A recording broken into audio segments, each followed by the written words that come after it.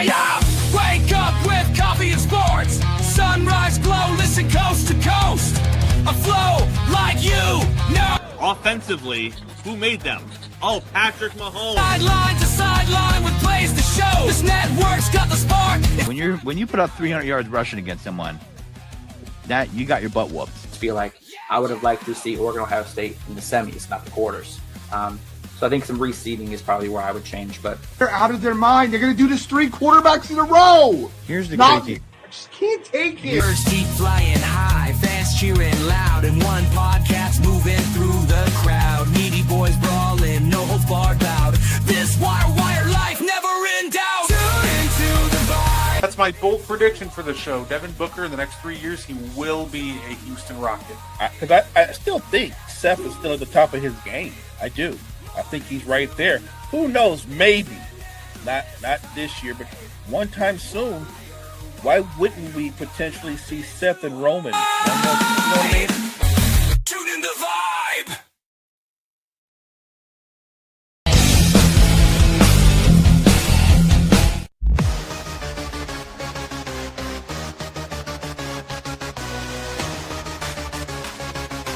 Party West, blood centers. Got me on the mic, now let's spill the tea. Talking courtside dreams from history. Legends on the blacktop now and then. From Wilt to Steph, we hit it again. Mo better chimes in, let's go deep. Young blood's rising, can't skip a beat. Puppy prospects with fire in their eyes. Draft night suckers and hoop dream highs. Wire to wire, bring the heat. Podcast magic can't be beat. Do better, we're more better. We're who cares? Trendsetters. What's poppin', y'all? It is your boy, Gardi3, and welcome to the And One Podcast. And of course, joining me just like every week, he is the greatest co-host of all time. He is Mo Betta. How you doing, Mo? Hey, I'm doing great on a Thursday night, getting ready to talk some hoops. No, absolutely. Well, as you saw, Mo, there is, let's just say, definitely a lot to talk about today. So, but you know how it is. You know, we got to start off. Underrated player of the week. Now, if you're just tuning in or just joining us, every year we start out with an underrated player of the week. So, well, why don't you get us kicked off opening week style? Who is your underrated player of the week? My underrated player of the week is a guy that I hope at some point gets traded in this season, and that's CJ McCollum. Look, CJ McCollum is a walking bucket. He's a terrific combo guard. He can run the point. He can play the two, create off the dribble, high-level shooter, a career 19 points per game, 45% from the field, 39% from three. CJ McCollum he's never made an all-star team. He is going to go down in the Hall of Very Good. But I think in the right role, even now at this point in his career, CJ McCollum has great value. CJ McCollum is my underrated player of the week. No, that's a great one. I think CJ McCollum is definitely an underrated player. He's just a very great, especially offensive talent. Could benefit a lot of teams. I'm going to go with somebody that led one of the bigger upsets on, the main slate on Wednesday. How about Walker Kessler night one? I'm going to give him his flowers, man. Utah Jazz center. Look, he wasn't just getting it done in the paint. Walker Kessler's now stepping out and shooting threes. That was just wild to me. Like him, Jeremy Grant had a great game. So, but for who I want to give flowers to this week, I think it's just going to be first couple of games you saw. Give me Walker Kessler because that was just such a great performance by him and helping lead the Jazz to an upset win over the Clippers. That's a great pick. It's a great pick because Walker Kessler, obviously, I thought he outplayed Big Z. So yeah, I'm with you. Love that pick. Shout out to Walker Kessler and the Jazz. Yeah, absolutely. We got a crazy amount of things that happened today. We wake up and the first thing we see is Chauncey Billups and Terry Rozier are apparently now all of a sudden both part of an FBI scandal, which includes betting and poker games with X-ray glasses. Like, it's all crazy stuff. Now, they're both shocking for different reasons. For Chauncey, I just didn't think he would get himself involved into anything like this. And Terry Rozier's just kind of surprising because the NBA just cleared him a couple months ago. That's crazy. So, Mo, what do you think about all the craziness that we all woke up to this morning? It's not the kind of thing you want to wake up to, especially with the NBA coming into their premiere week, the start of the season on a high, and this kind of puts a cloud over the NBA. It's not a good look for the league, for the players, for the fans. So it's disappointing, but I look at it this way. Look, again, innocent until proven guilty. These are serious charges, serious offenses, but until more information comes out, until there's a more definitive, I guess, sharing of information about what's actually going on and who's all involved in this. Because remember, we were told 30 individuals across 11 states, I believe, were arrested. So it obviously is a huge investigation, and we were told it's still ongoing. So it's disheartening and it's disappointing.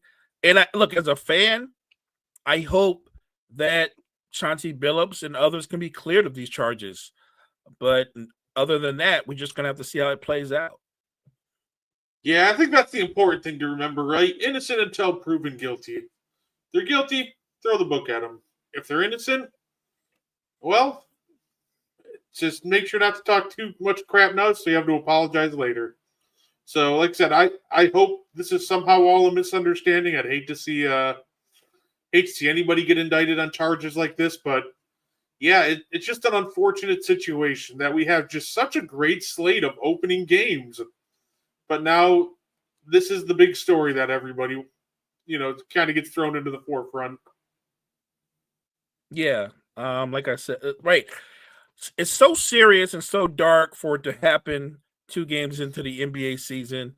And so it's tough for the Trailblazers fan base. It's tough for just the NBA family in general, but we're going to have to let the legal issues resolve themselves and trust the proper authorities to handle this as it progresses.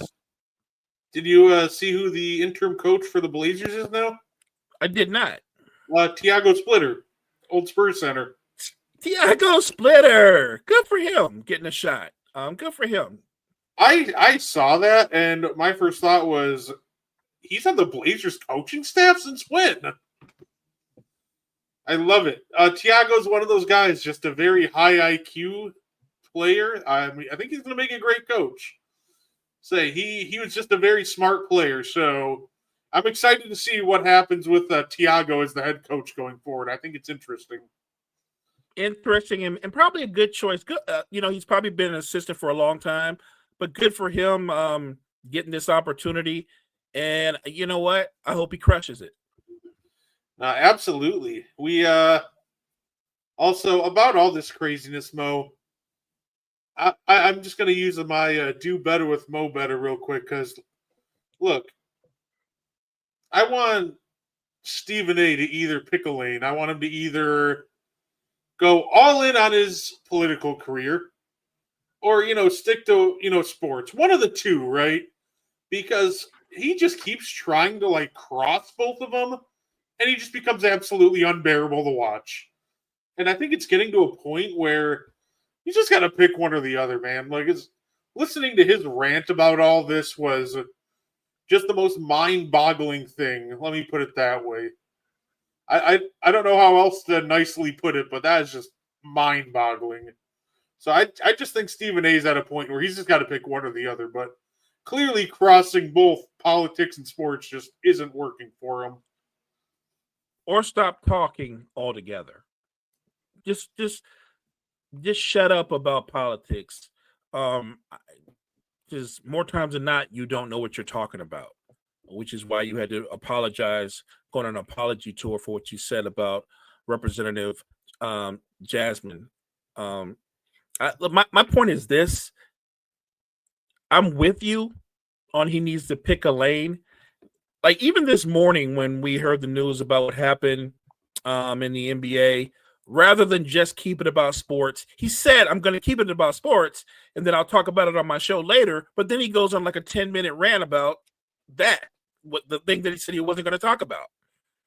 And that's a problem for me. Look, I just think, I know that he's one of these guys that's bigger than life in terms of what he's done in sports media, and he's obviously the king of ESPN. But dude, focus on where you're going to be. I'm with you, Brett. If you're going to be a politician, then go all in. If you're going to like still continue to do what you do as a sports pundit, then do that. But there's no way you're going to work at it trying to do both. Politics is no joke. So if you're going to go into that arena, be ready. Say, seeing Stephen A. now, I feel like I know now how people would be like when they take their kids to see Hakeem Olajuwon, except it's Raptors Hakeem, and you're just like, oh, that guy was once just the best at his craft. Like, that's just how it feels like with Stephen A. right now. Like, that guy at one point was so good at what he did. Like, he's a trailblazer. He made such a mark on sports media, but now it feels like we're getting into, like, he's getting into that Spurs Tracy McGrady or Hakeem Olajuwon Raptors career arc where you're just now talking about, hey, he was once really good, but now he's just absolutely washed. I kind of feel that way too. And because when he talks about a subject, he tries his best for whatever reason to try to act like he's in the middle, right? And that's an annoying take. So because if you play the role like you're in the middle and then somebody calls you out, your bailout is, well, I said they could be or they might be. Like I just think that the Stephen A. Smith that I used to check out when I first started watching First Take, he had more credibility than the current version, even though the current version is a much bigger star. Yeah, like, honestly, young Stephen A. was just honest, even if he had to apologize for some of the stuff he said later. Like, obviously there was the iconic, this dude's a certified bum, he can't play. Like, should he have said stuff like that? No. But honestly, it kind of gave him credibility, because at the end of the day, you knew he wasn't holding back. He was telling the truth. But, we got a lot of great NBA games to get into, Mo. So before we get into that, there is the issue now with the WNBA CBA. It seems like we're getting into a lockout. And there's some interesting stuff that's been coming out about the WNBA, structure. So WNBA ownership structure, I just found this out today, and I wanted to throw this out there. It's broken down into 3 categories. The WNBA owners own 42% of the league. The other 42% is owned by the 30 NBA owners. And the remaining 16% is owned by an outside investing group that was part of a $75 million capital raise, which, they said they dramatically undervalued the league in 2022. Now, apparently, some of the problem right now that they're having is the players want a structure where the amount of revenue they get is tied to the profit instead of a flat set number. They want something that's tied to the revenue, and any money increases, they'd also, kind of get a raise. So I really hope that they can figure something out. This just all feels like it's going to be an absolute disaster, and I don't know how well it goes for the WNBA if we head into a lockout. I just think that's a terrible, terrible thing for the league at this point in time. I do too, because they're coming off their 2 back-to-back biggest seasons, right? And this year they've gotten over the hump in terms of the money that they've earned, the money that they take in. They're going to be in the green, right? They're with the new deal. They've been in the red forever, right? The league is growing, your players are stepping out and becoming brands in their own right. This time right now is the time that you actually add to your fan base. And I don't think what you want is a lockout to stagnate everything you've done to get to this point, right? They need to meet in the middle, and that's easier said than done. I know this. Do the players deserve more? Absolutely. And I think I think the powers that be need to negotiate that way in good faith. At the same time, I don't want, and I'm not telling the players what to do, but be careful not to overreach, right? There has to be a middle ground. And the reality is this: the players have power, but do they have more power than actual owners do? And you know the answer is no. And yet you have to come to the table with the owners and negotiate in good faith. And that works on both sides.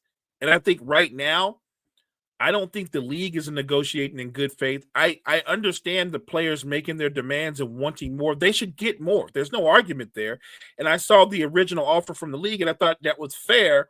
But again, the players are asking for more. I hope they can meet somewhere in the middle so that they can avoid a lockout, because that really hurt all the momentum they've built up over the last few years. Yeah, and I completely agree, because I don't think the league is necessarily dealing in good faith either, which is part of the problem, right? Because they like to cry broke. But I think it's really telling when, let me put it this way. Teams are selling for like 300 million. You got, record viewership. Buildings are starting to sell out. Like, I don't think, especially when we're talking about billionaires, like, obviously they become a billionaire by spending money, but also a lot of billionaires are notoriously cheap. That's how they get billions. They're not going to invest 300 million into, a brand that isn't going to make them that money back. So I don't like the argument sometimes that people make, or the league makes, that, oh, see, we're just, we're too broke to give that much of a raise. So I completely get why, they're going to be pushing for more, because I think the league at the end of the day really just needs to become open forward with them. Like, hey, this is how much we're making. This is our projections. And this is where we want to, meet. Because if they don't do that, or if they're at least not more open and not being realistic as to what they're making, then I'm just really not sure where, that middle ground ends up being. And then we all lose. Not just the players, not just the league overall, but the fans. And at a time when you've actually gained casual fans, you will lose all of them. You'll lose all of them with the quickness, and you won't get them back. I just think it's a mistake to allow this to go to a lockout. No, absolutely. So, yeah, so we're all hoping that can find middle ground, and we can just have WNBA basketball right off the bat next year. So, yeah. So, but why don't we talk about some opening week hoops? Because, my goodness, we got off to an incredible start. Double overtime. Houston, OKC. And I got to say, Mo, the Rockets almost got away with one. End of the first overtime. Kevin Durant pulls a Chris Webber, but the refs miss it. That was one of the most pretty insane sequences to end a quarter that I've seen in a minute. So overall, just an absolutely fantastic game to watch. I loved every second of that. I thought it was a really good game. I thought it picked up a lot in the second half. It became, the intensity level did. And I was actually came away impressed with both teams. I thought that Oklahoma City didn't play their best basketball, but they're actually adjusting also to a new rotation until they get J-Dub back, until they get some of their other guys back. And then you're looking over at Houston, and they're trying to play a certain style without a natural point guard. And I thought their size did give Oklahoma City problems, because Houston killed them on the boards. But Houston had a lot of turnovers. And we talked about this before the season started, and I said that. You're going to have Kevin Durant and Amen Thompson and Şengün as your primary playmakers. You're going to have a lot of turnovers.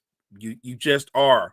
They're all taller players. Out of the three of them, at least like right now today, Amen's he's got the tightest handle.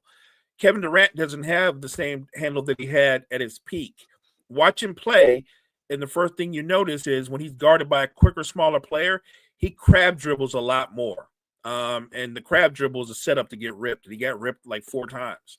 So look, I like the big lineup in different points in the game. I think they're going to have to trust Reed Shepherd more because he is a natural point guard. They're playing how the Raptors wanted to, 6-9 and over. Yeah, it's one of those things, though, right? I do think that they're going to have to adjust it slightly, though, because the one like beef that I had, like they were dominating on the offensive glass, but that 7-foot lineup also kind of pushed Amen Thompson out to the 3-point line where he took 7 threes.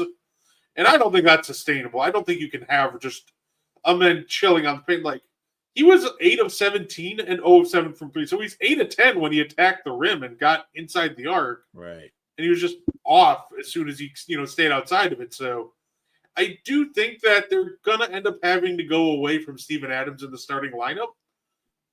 And just so they can, hopefully get some more spacing and create some more space for Amen to get attacking and getting downhill. Because this lineup is fun, but it doesn't play to one of your best players' strengths, like, at all. I agree. I would also say it's weird to say this, but on a Kevin Durant-led team, I don't think the Rockets have enough outside shooting. They do not. They have Reed Shepherd. And after that, they have a bunch of, like, okay, but, like, not elite shooters. Like, you have Reed Shepherd and Kevin Durant. After that, it's like Jabari Smith can, he can shoot, but he's not really a high-volume shooter. Right. Sengun's not really a high-volume, shooter. Don't let the 5 of 8 start from 3 fool you. Unless he's turning a corner, which that would be great, but it's one of those things that if they're not going to say it, yeah, they might need to get more shooting. I did see a funny post that said somebody said they're like, man, the Rockets really picked Reed Shepherd over Stephon Castle, and I almost died of laughter. I'm like, what? What do you think Stephon Castle would work? Stephon Castle would look terrible with this team. Like, the problem is you're taking another non-shooter and adding it to the rotation. So I know Reed looked a little rough at times, especially on the defensive end. The Thunder loved hunting him. But, you got to give him some time. I think that was one of the biggest mistakes they made last year was just not giving Reed time to grow and just make mistakes and learn from him, honestly. I agree. Look, and remember, it's a long season. So I know we're excited the NBA is back, but everything that's happening, this is game 1, week 1. You don't find out what a team really is until you're at least 25 games into the season. At least 25 games in before you can literally look at them and go, this is their identity. This is what they do. Oklahoma City's not at full strength. Houston is trying to incorporate that big lineup. I really do think they're going to have to go away from that more if they want their offense to not be isocentric. And that's what it was the other night. And it worked because even though he's capable of guarding bigs, Sengun was eating Alex Caruso up. That matchup was not working the entire night. No, Sengun was just so decisive. Like, Caruso normally, like, waits until you catch the ball and then bring it down to his level, then he'll just rip you. Right. Sengun was just catching it, keeping it up high, and going right over the top of him. And there's nothing that Caruso can do about that. Right. He was doing what a big is supposed to do, playing big, not bringing the ball down where the smaller guy can swipe at it and dig into it. So I love that Sengun was, when he turned into Caruso, he was turning into him with his size and his strength and just going over him. That's how you beat a smaller guy. You remind him that he's small. No, absolutely. I definitely want to touch on my team, the Milwaukee Bucks. I'm not going to lie. I love the addition of Miles Turner. Miles Turner, it was terrific. It's just so weird. I'm not used to seeing like somebody else who's athletic in the front court besides Giannis. Because I haven't seen it for years. So getting the very athletic duo of Giannis and Miles Turner, that was such a treat to watch against Washington. I love already what he brings to this team, and it was a little bit of a slow shooting start for him. He finished the game 4 at 12 from the field, but no doubt that that's going to go up. Overall, I thought the Bucks just looked like they wanted to run and play very fast, which to me, this is a change in a philosophy that probably should have happened 2 years ago. Yeah, look, I think the 4-5 combo of Giannis and Miles Turner is going to work well because what Miles Turner can do with his shooting is provide additional spacing for Giannis to go to work. And at different times, Miles Turner can dive to the basket and finish at the rim. So I do think they'll complement each other. The key to the Bucks going forward is the perimeter play, the guys around them. And if you can get solid play from them, the Bucks are going to be a pretty good team in the East. And you know what? I got to do it. I got to look. I'll give my opinion when people aren't playing so well, but also got to give people flowers when they pick up their game. So Kyle Kuzma looked pretty serviceable as a backup for, and I hope he stays in that role, even if he starts getting hot throughout the season. I think Kuzma may have figured out how to at least be a decent rotation player in this role as a backup for. So I'll give him some credit. And the other guy that I was watching was Bobby Portis. And it might take a little bit for me to get used to him in this offense because we wanted to run, but Bobby still wanted to post up. So the faster play style, the one guy I just felt awkward with was definitely Bobby Portis. I think over the long haul this season, when you look at the depth you guys have at the big spots, we're talking about Giannis and Turner and Bobby Portis, and now Kuzma's playing at the 4 as a backup 4. I think that's where you're strong at. That's a strength. Like I said, you get a healthy Kevin Porter and what he can do in terms of shot creation. That's going to be the key. I already know your bigs are going to be productive on both ends of the floor. It's all dependent. Your season is really dependent upon the complementary play that you get from your wings. No, absolutely. Maybe the most disappointed team I was with on the opening night, though, Mo. A lot of people were hyping up the Atlanta Hawks, and we said they could possibly be a playoff team. They looked so rough on opening night, and my biggest issue with watching them, that transition defense was so bad. Like, the Raptors are a long team that want to run, and the Hawks just had no problem giving them whatever they wanted. On the fast break, getting downhill. Say, going forward, definitely I'll be keeping an eye on them because I don't need them to be a world beater of a defense, but I at least need to see a lot more effort than I saw opening night because it's just very sad to watch what they provided. No, I agree. Look, it is game 1 of week 1. Some teams that look really good night 1, night 2 aren't going to look nearly as good over the breadth of the season. You're going to be able to separate the really good teams from the bad teams that are just having good nights. I still think Atlanta's going to make the playoffs, barring injury, because I think they're a very talented team. But you're right. They've got to give better effort on defense. They don't have to be a lockdown defensive team, but you have to be competitive defensively. And they have to be smarter offensively. I thought that the game that I watched anyway I thought Trae Young, he tried to commit to playmaking, but he still took a lot of bad he took a lot of bad shots. I would have it's one of those things, can he adjust to the notion of instead of averaging 24, 25 points a game, that he could average 19 or 20 with 9 or 10 assists. If he can make that adjustment, then I think they'll be fine. I just don't know if he can make that adjustment.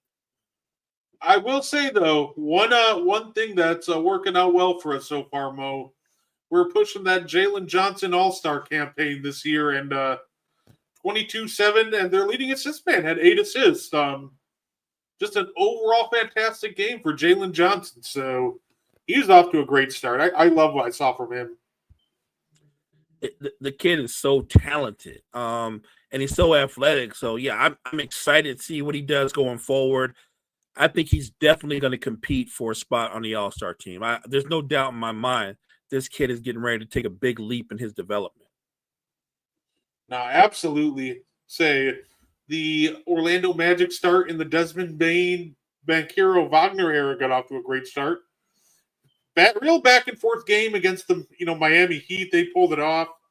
Banchero and Wagner both had 24. Bain had 23. Just a great output from their big three to start the year. So love seeing them to be able to get that get those close score victories. Last year, that was a game they probably would have lost, it felt like. So it's great to see them get off on the right foot so far. Yeah, I don't even think the three of them actually shot the ball necessarily that well, but you can envision what Orlando can be when the three of them have it going on. You also can envision what they can do on the defensive end when you've got Jalen Suggs being your point of attack defender.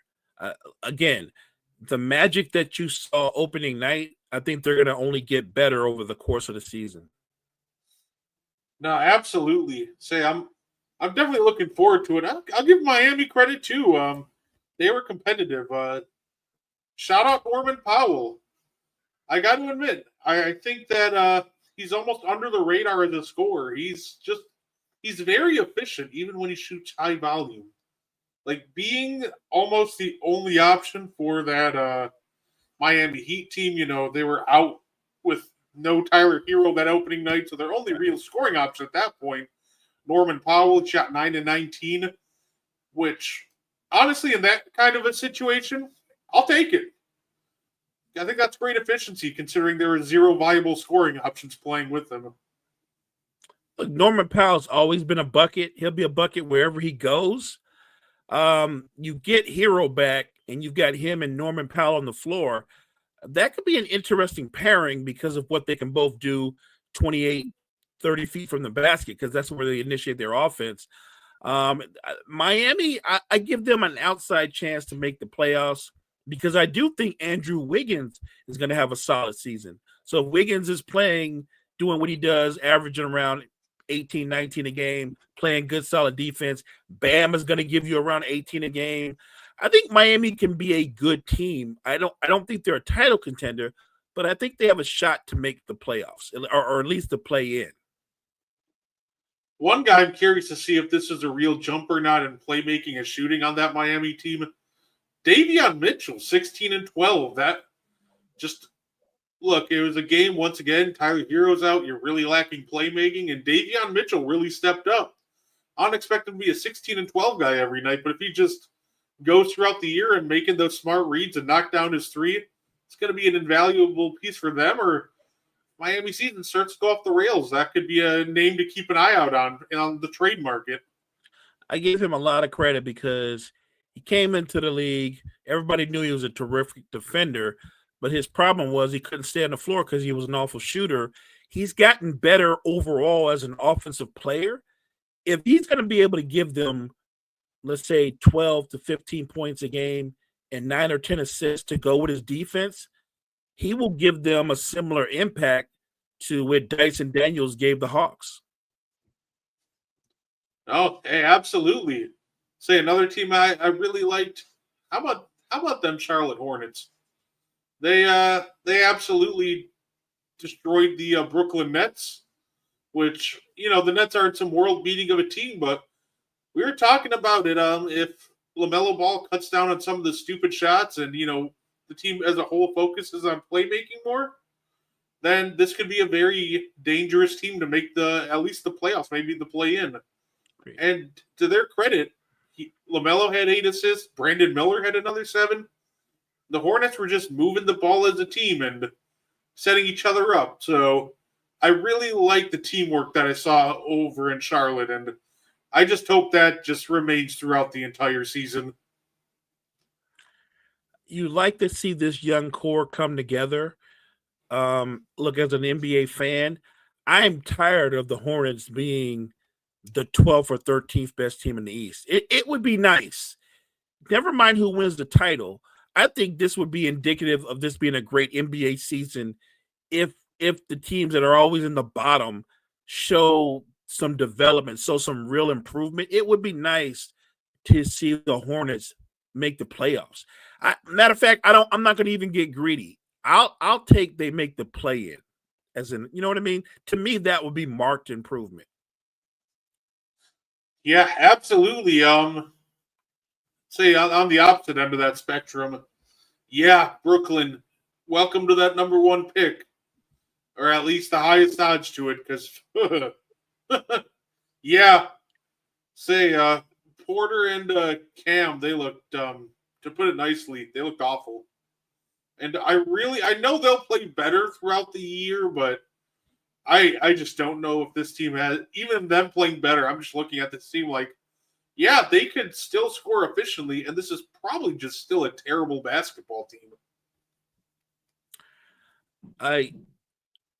If the expectations for the Nets, brain trust is for them to make the playoffs, it's going to be a long year. If they have realistic expectations and you're trying to develop some of your young players and maybe move on from some of your older pieces to set you up for next season, then I think you'll be on track. Because I do think they'll eventually move on from some of their older players. It's going to be a struggle, right? Because we talk a lot about shot creation. Well, they don't have a lot of shot creators on that roster. And if you can't create shots, that means a guy like Porter Jr., he's going to have to be more assertive and try to create his own shot, which is not a strength. Yeah, no, and obviously it's not like they drafted shot creators when it came to the draft. They drafted like 5 pass first players.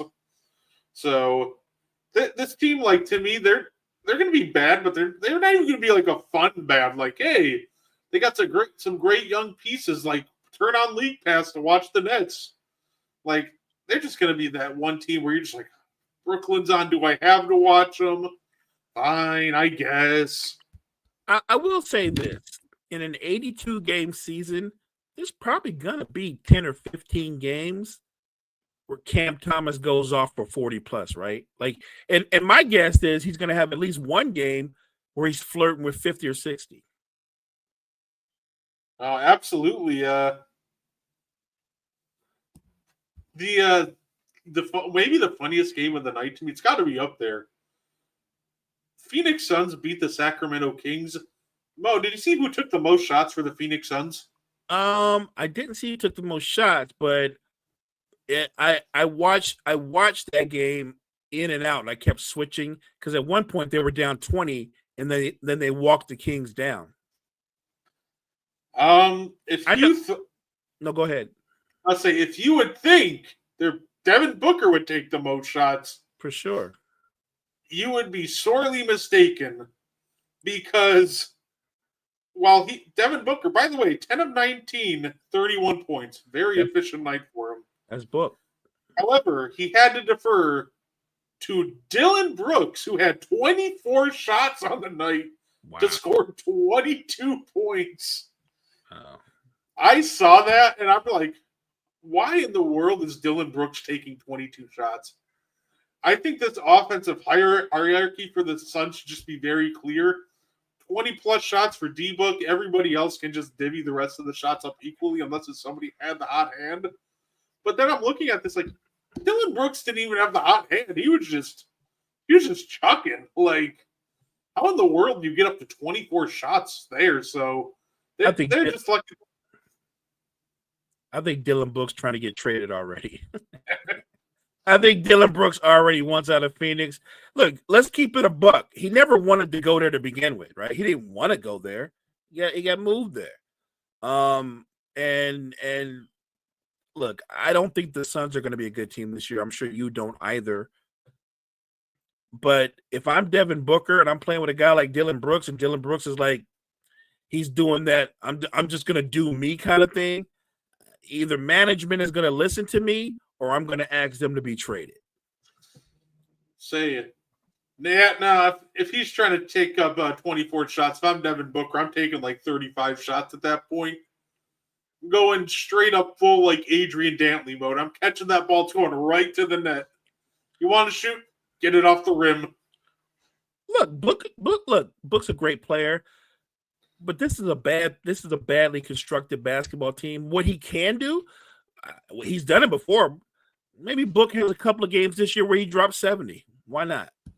I'm here for it. Maybe Book can get an 81. Maybe he can get more than that. I'm here for that too.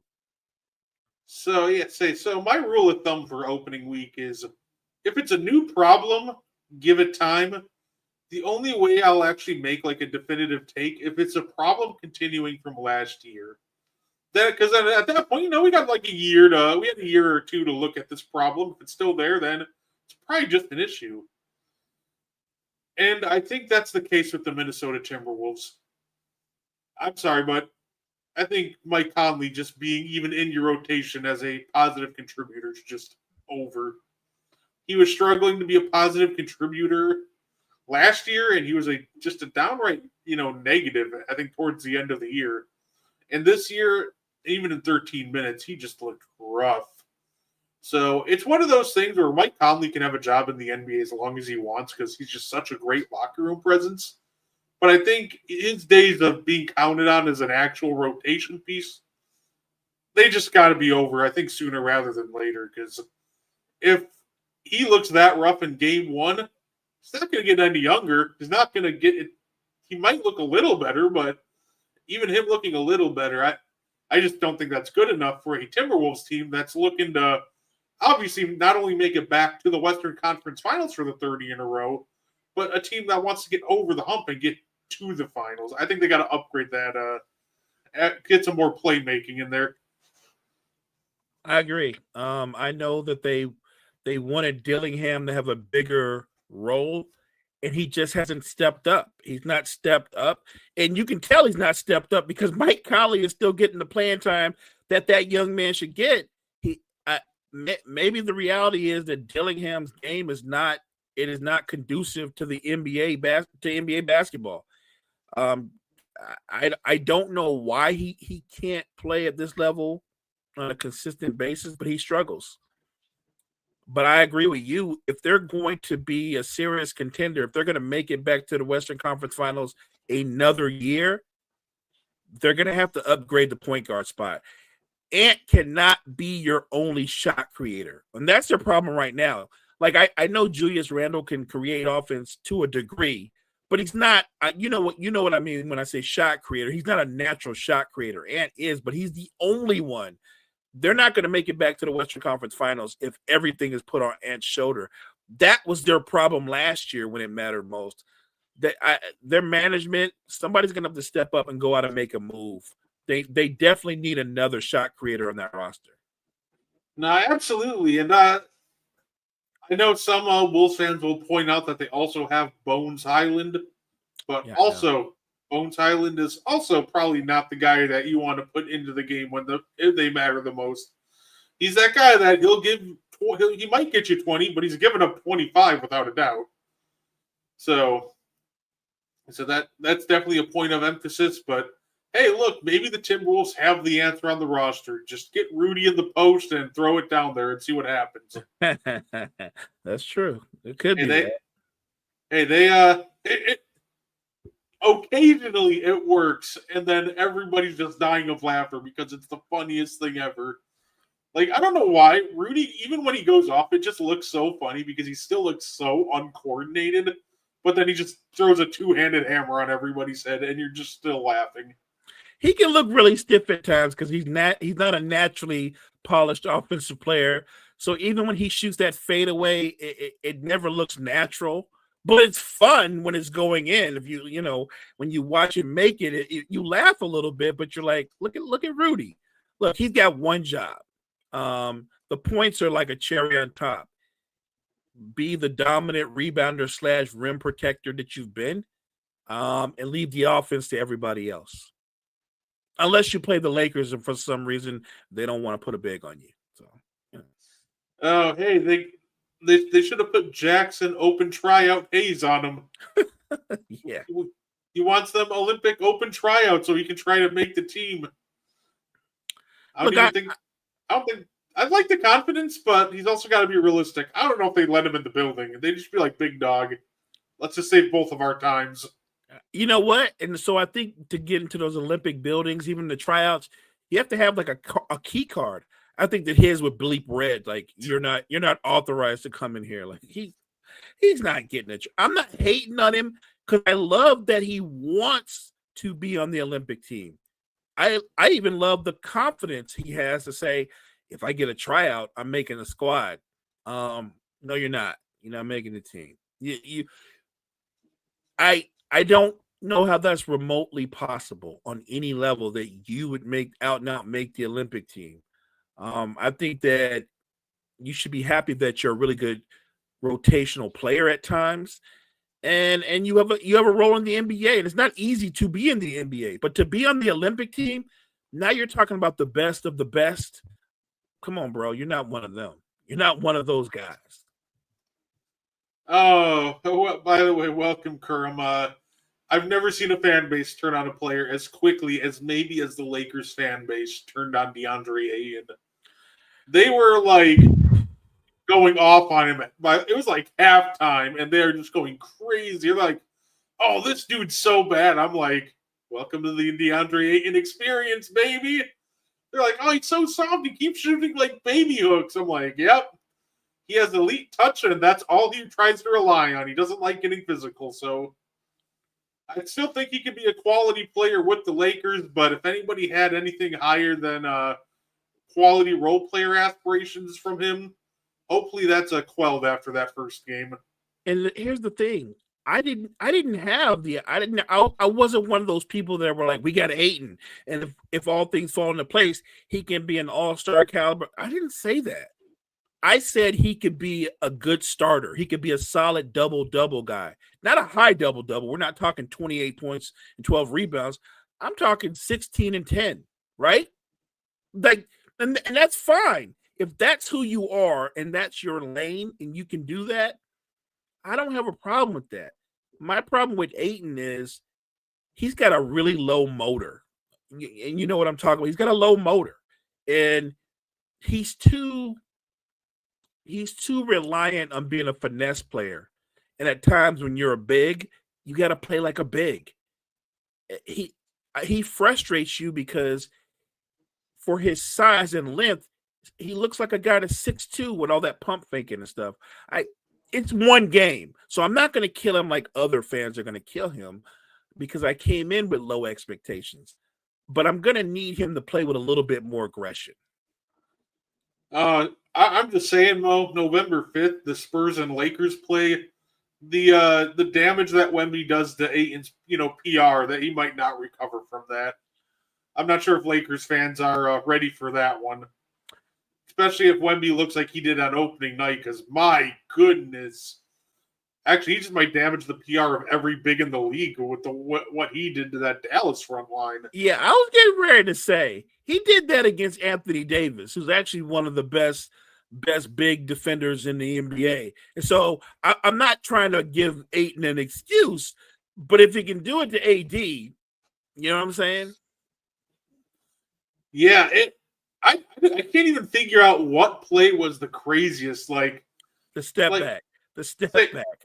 Like first off, the whole sequence of the step back was just insane because on the defensive end, he made that block shot on Lively look so easy. Right. He made Lively look small. I'm like, dude, Lively's like what, 7'1"? At least 7'1", yeah.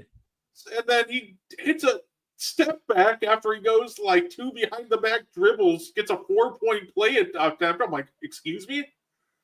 The other one I really liked was the reverse dunk going baseline. I'm like, you're 7'5" or 7 whatever. Stop it. You can't do this. The crazy part about the dunk is, I swear to you, when he goes, so when he starts off, he's in the air. But by the time he actually gets there to do the reverse, his feet are almost touching the ground. He's almost standing. And that's crazy to me. Yeah, and because those two plays got so many highlights, Mo. I feel like my third favorite play that he did almost got pushed under the weather because he had another and one at Anthony Davis, and Anthony Davis guarded him perfectly. Wemby tries to get 3 different moves, and all 3 of them get stuffed by Davis perfectly. So naturally, He just turns, fades, launches a 15-footer, nothing but net and the foul. And I'm just watching this like, okay, when you stop a guy 3 times, he's not supposed to have a 4th counter. Right. But Wemby just casually like, yeah, okay, you know what? I'm just going to shoot right over the top of you. And I'm just like, oh my gosh. And like I said, like we mentioned earlier, this is the Dallas Mavericks. This is supposed to be one of the best front courts in the league, arguably the best defensive one in the league. Yes. And he was almost toying with them for after a while. To be fair, the way I try to balance things out, right? Before the season, you and I made MVP picks, or at least who we think was going to win the MVP, and I think we both said Paolo, right? But we also said that Wemby would be in the running. I'm not going to take what he did opening night, which was absolutely amazing, because that's what he could do on a given night. I have to approach it what do I think he's going to do when it's all said and done for the season? For the season, my guess is he's going to average around 24, 25 points a game and 13 rebounds and 2 or 3 blocks. That's what I think his season averages are going to be, which, by the way, if the Spurs are going to be a 48-50 win team, that would still keep him obviously in the MVP conversation. But what he did last night was a masterpiece. But I don't want people to go too over the top and go, well, Wemby's probably going to average 30 a game for the season. I'm not. I think at some point in his career he will. I don't think it's going to be this year. I don't think it'll be this year either, because people, forget that, Fox isn't back. And when Fox comes back, that's also going to cut into his touches. Fox is going to want a decent amount of shots. So right. That's another 20-point per game scorer. And you can see that Castle's an aggressive offensive player. Castle's probably going to give you between 16 and 18 himself. And then you got Vassell. You got Keldon Johnson. There's a lot of guys that can score on that team. Wemby is the guy, but don't forget about Dylan Harper. Like, there's too many other guys that can score to where he's not going to average 38 a game. And look, for the sake of the team, when it's about winning, I think Wemby's good with that. If they're winning basketball games, I don't think he's concerned with scoring 30 plus a game. Yeah, no, absolutely. And I think obviously the other big talking point of last night, Mo, we saw the greatness of Wemby in game 1. And then there was the Philadelphia 76ers taking on the Boston Celtics. Now, you know what the discussion should be? Yeah, VJ Edgecombe, Tyrese Maxey. Right, facts. You know what the discussion really is? Obviously, Joel Embiid. So, you know what? I'm going to start with the, I guess, more negative tone of Joel Embiid. I'm going to say this. I'm going to give him like 20 games, 25 games to see if he plays himself into shape. Because I was only the first game. I mean, his first game back after like a year and a half. But, I get why people are worried, because I spent a year watching 37-year-old Brook Lopez be my center, and I think 37-year-old Brook Lopez was more athletic than Embiid looked last night. So it looked rough at times, but I said I'm going to give him time. Like the first game, like a year and a half. Let's give him some grace. I think your approach is the right approach with Embiid. I'm hoping that's all it is, that he needs to shake off the rust, because now he's playing real games. He's lighter, but being lighter doesn't mean you're in NBA shape. It's not the same thing. And he's rusty because he hasn't played in forever.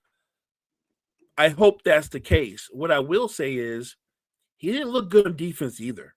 And there was a time when Joel Embiid was healthy. He was an all NBA defender as a center, as a big. He was. He was lumbering. He was laboring.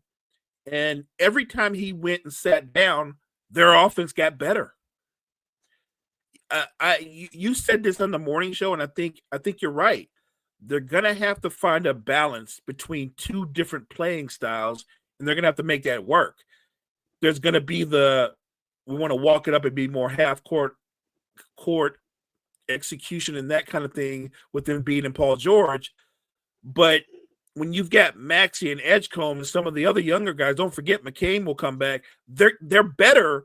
Those kind of guys are better when they play fast, when they play with tempo and pace. And I wouldn't want to be the coach to have to try to balance that out. but he's going to have to find a way to balance that out.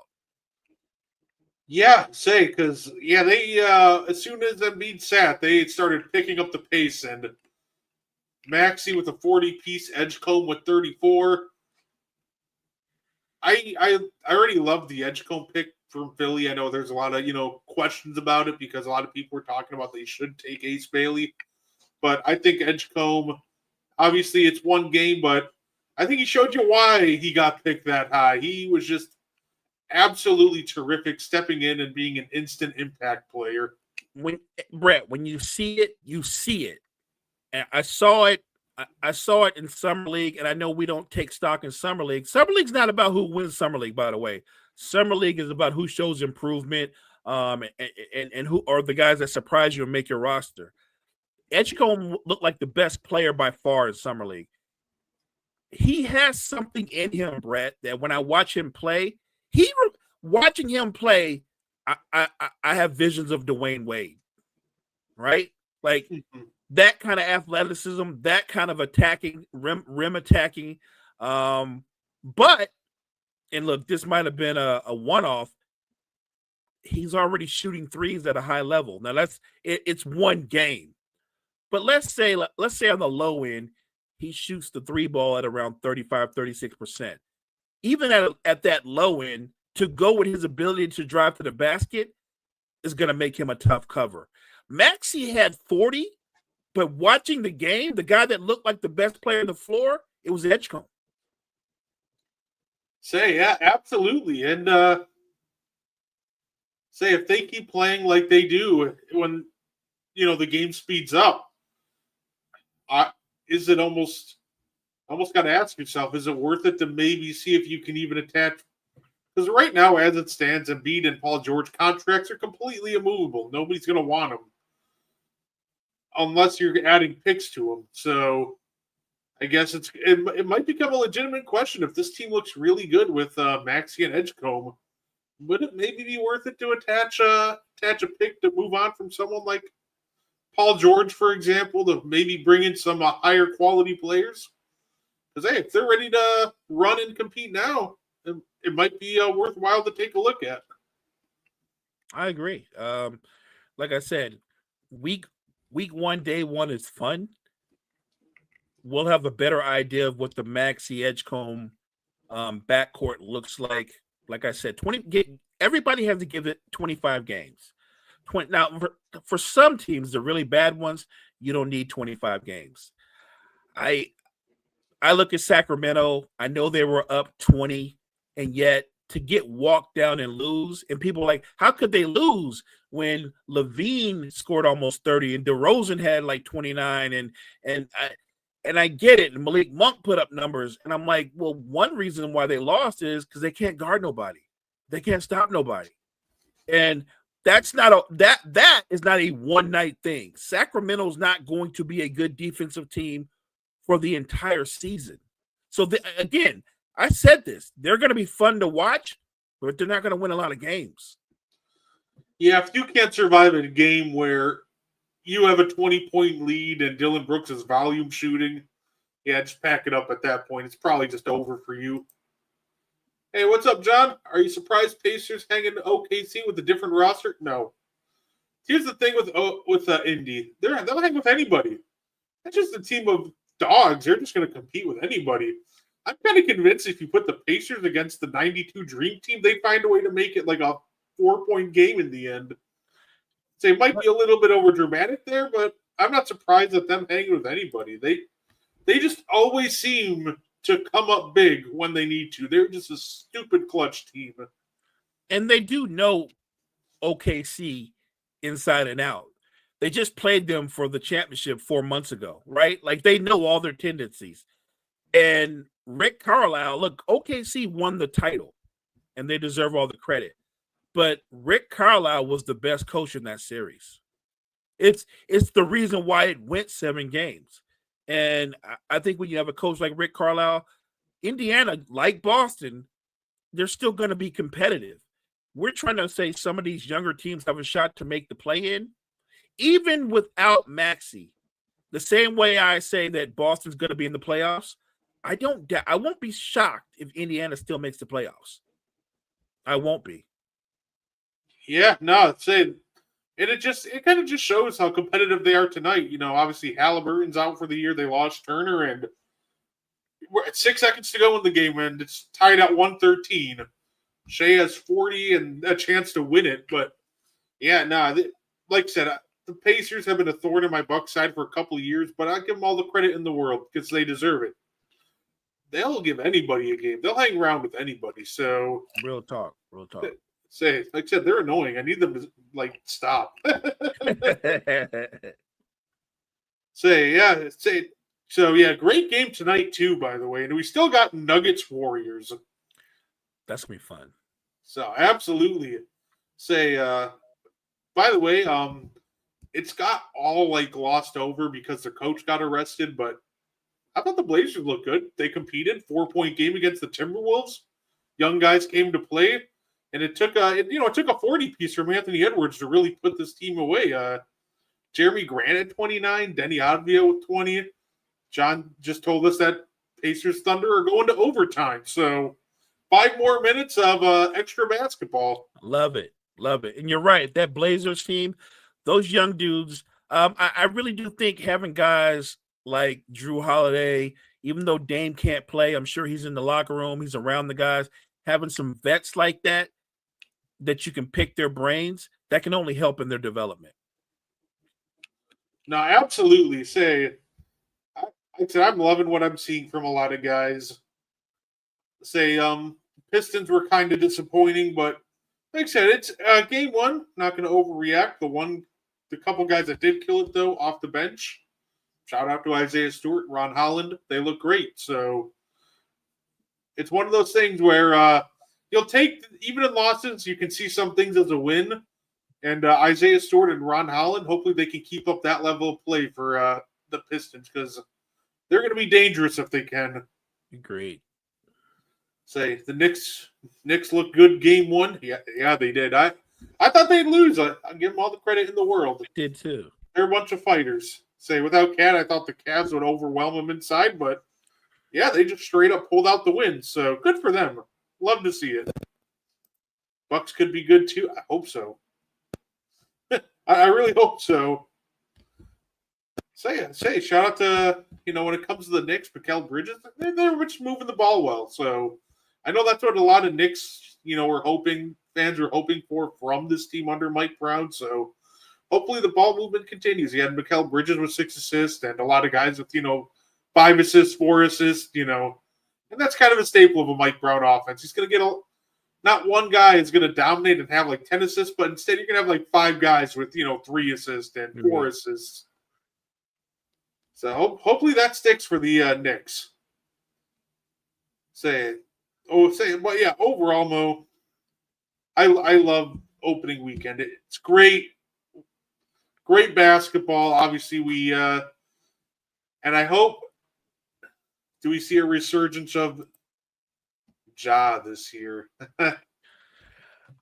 You know what? Fingers crossed, NBA fans. He looked terrific last night. And I was happy for him. He looked like pre-injuries, pre-issues Ja. I hope he can stay that way. I do. Look, him being back to what he was prior to all the other things and the injuries, it's great for the league. It really is. And it makes Memphis relevant again. So I hope he can stay healthy, and I hope he continues to play like the guy that we saw a couple of years back. Like I said, I'm excited for it. I hope health is the key, right? If he's healthy, if Jaren Jackson Jr. is healthy, Memphis is a playoff team. You know what? What my take is, Mo? If Ja plays well like pre-injury Ja, trade him all his value side.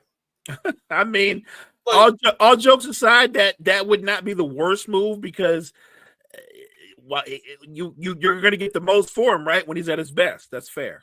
It's one of those things when it comes to it's not that I don't necessarily believe in Ja. I just don't believe in this Ja and Jaren Jackson Jr. duo in the West. It just feels like that's a duo you build around to maybe sneak into the play-in or get that last playoff spot. Just, to get smacked in the first round. I don't think that those two together is going to be good enough to really compete in the West. So I'm not even joking when I say if Ja comes back looking like pre-injury Ja for a very long stretch, I would consider moving him for assets. Say it, unless you really think that you can, maybe take some of the pieces that you got in the Bain trade and bring in another piece to push this core over the top. But I just don't think the John Jaren Jackson Jr. duo is just a duo that you can sit on your hands with and they take you anywhere. So I think they'll have to make a choice sooner rather than later, whether that maybe even moving on from Ja or Jaren or using some of the Bain picks and bringing in a third star to complement both of them. I don't disagree with that take because I think that Jaren Jackson is more of a complimentary star than a superstar. Do you know what I mean? Like it seems like once he started shooting a three, he just drifted further and further and further from the basket.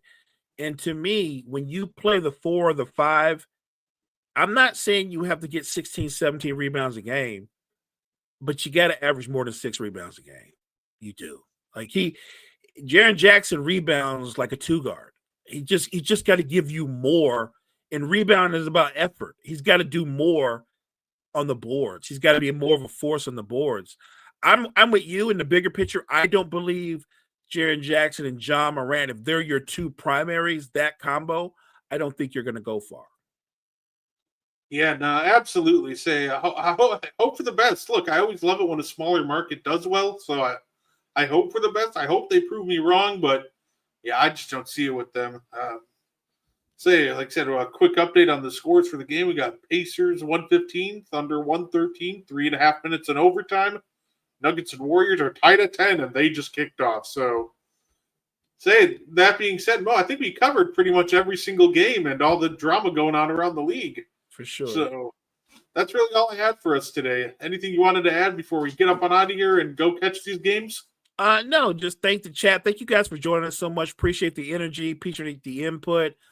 Make sure you guys join us again next week for the N1 podcast. And appreciate you guys so much. Thank you. Yeah, absolutely. And we're going to be, we'll let you know, we'll eventually start, getting back to doing some watch-alongs at some point.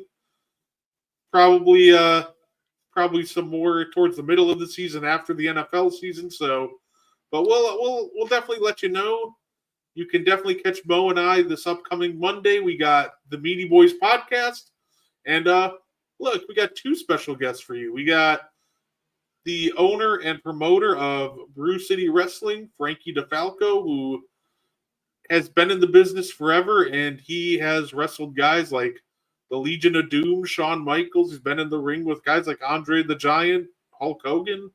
Like, he's been in the ring forever, and now, obviously, he's retired, and he is currently training the next generation of wrestlers right up here in Milwaukee. And joining him will be from his own wrestling promotion.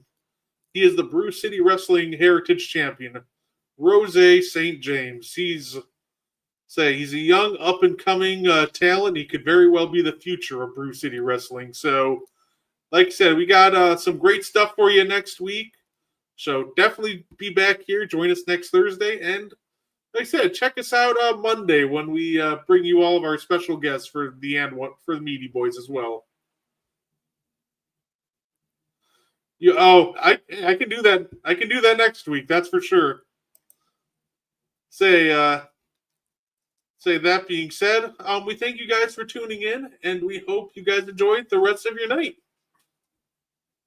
Thank you for tuning in to the And One podcast. If you like our content, you can find more on the Wire to Wire Podcast Network on YouTube, Facebook, and Spotify. Want more And One? Find it on Wire to Wire. Like and share our Facebook page, and join the And One Discord. Grab the link to join from our Facebook. Thank you for tuning in, and have a wonderful day.